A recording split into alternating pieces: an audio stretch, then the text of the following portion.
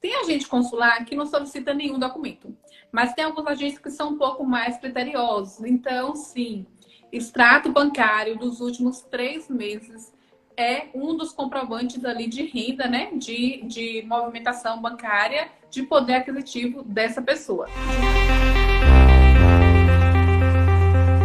Aqui alguém está perguntando, Juliette, se eles pedem na entrevista extrato de Gente, conta assim, bancária. não é que pedem.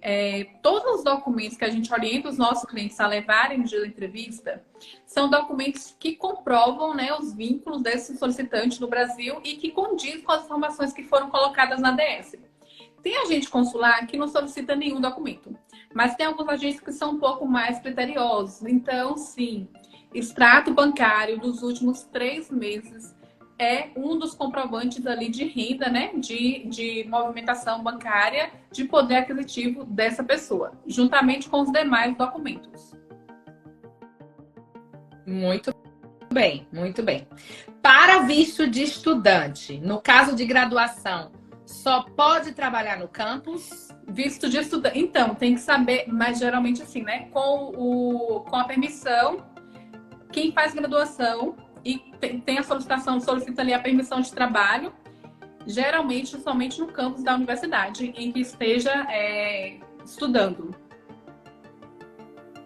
E que seja no limite de 20 horas Sim. máximas por Fabiana, semana. qual o nome do formulário mesmo? Eu esqueci agora. É 1 hora dessa da noite, gente. 20 horas da noite. Não O sei. cérebro não tá nem... Não sei o nome do mas formulário eu esqueci específico. aqui o nome da permissão. Depois eu posso até Então. enviar para você e Fabiana falar com o pessoal.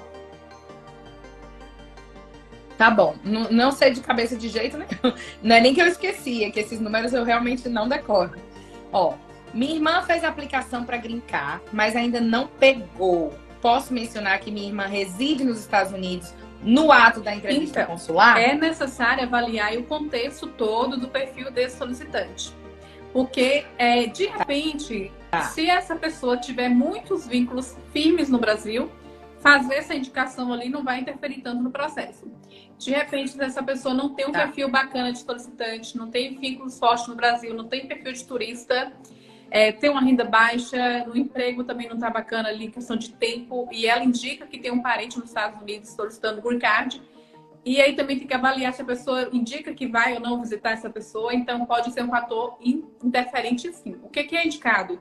Fazer uma consulta com o pessoal, né, um profissional da área, para poder analisar especificamente o seu caso. Porque você vai no Google, coloca lá algumas informações, encontra 1000 depoimentos, mas cada caso é um caso, cada perfil é um, os vínculos das pessoas são diferentes. Por isso que é indicado fazer uma consultoria específica, porque assim, você pode tentar e correr o risco de ser negado ou não. Mas depois da primeira negativa, é muito mais complicado conseguir uma segunda solicitação aprovada. Falando sobre... Eu tive uma pergunta sobre isso, é porque a lista de perguntas está grande aqui, eu nem desci nela toda. Depois da primeira tentativa, o que acontece? O que você, assim, da experiência que você tem por aí, diariamente, trabalhando com o pessoal? Assim, é muito mais difícil, a gente já conseguiu aqui várias reversões de negativa, vários solicitantes que já tinham solicitado antes, tinha sido negado, a gente trabalhou, fez alguns ajustes, né? Melhorou o perfil desse solicitante, corrigiu falhas no preenchimento da ADS, porque esse ponto é muito importante. Inclusive, as pessoas olham o espelho da ADS preenchido e acham que é muito simples. Mas quando a gente realmente preenche no sistema, são muito mais informações, é um pouco muito mais complexo. Então, assim, falha no preenchimento da DS também pode gerar negativa. Então, a gente consegue reverter, sim. A gente teve casos que foram negados e conseguimos aprovação depois. Mas todos os dados da primeira DS é como se fosse o registro de nascimento da pessoa para os Estados Unidos. Ficam ali no sistema da Embaixada Americana. Então, o agente consular, quando ele faz a negativa, ele indica ali, né, no sistema, o motivo por qual ele está negando. Então, enquanto ele está ali digitando na entrevista, ele já está justificando ali para o governo americano por que ele está negando isso para aquele solicitante. Então, a depender do motivo da negativa, da primeira ou da segunda, né? Tem gente que é negado 3 vezes porque não trabalha o perfil antes. Então, pode se tornando cada vez mais complexo ter uma aprovação posterior. Eu já não é a mesma ficha, digamos, uma ficha limpa, né? Ó, gente, Gente, ó, tem gente contando, pô, a Monique tá acompanhando 47 na live. Eu não tô nem olhando, eu tô olhando aqui as perguntas. Vai contando aí, Monique, que eu não tô olhando não. Vamos lá. Para uma pessoa aposentada de 70 anos, tem um pessoal mais velho, é fácil tirar visto de turista? É mais complicado? Como é que eles veem isso? Baseado Então, na Fabiana, tem que analisar o perfil do solicitante.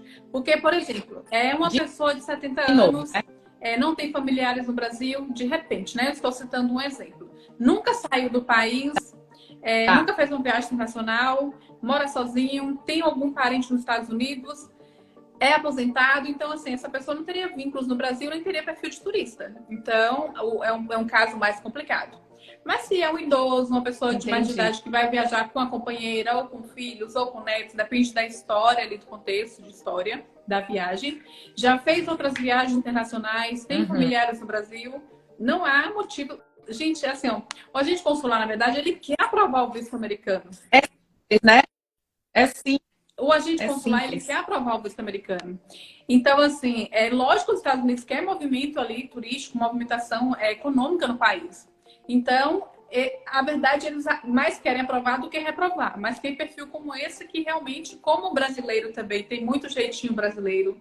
E tem um pessoal aí que realmente, inclusive, tem profissionais, né? Profissionais, assim, não vou dizer, né, de categoria, mas que também burlam informações no sistema da imigração, na solicitação do visto. Então, o agente consular já vê ali, a pessoa fala qualquer resquício ali, ele já tende a negar, porque a avaliação fica mais criteriosa também.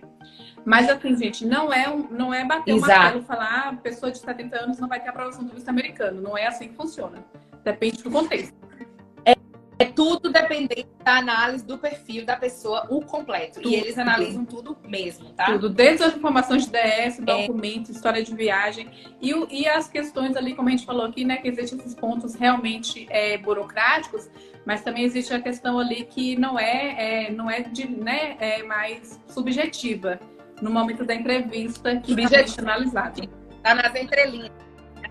Tá nas entrelinhas, é isso aí. 2 perguntas aqui boas. Gente, eu tô catando abrangente, tá? Pergunta de conhecimento geral para vocês. Algo mais básico, a gente tá focando aqui, a gente não tá aprofundando. Qual a probabilidade de ter visto aprovado por salário mínimo na carteira?